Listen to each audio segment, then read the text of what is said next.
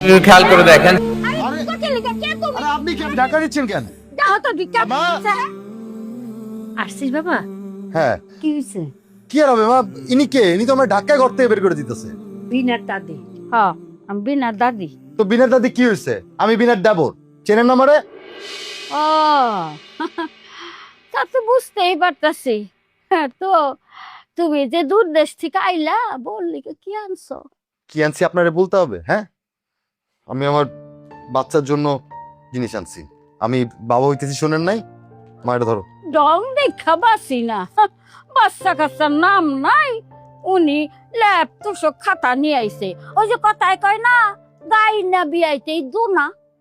Tuna মানে? আপনি এখানে গাই পেলেন কোথায়? তা বুঝবা কে? ওই যে গরু বাচ্চা দেওয়ানোর আগেই মানুষ দোনা কিনা হাজির হয়। কি? আপনি আমার বউরে গরু কইলেন? হ্যাঁ, কইলাম। কি করবা? এই গরু রে গরু কমলাতে কি ছাগল কমু? পড়াশোনা কিছু করো নাই?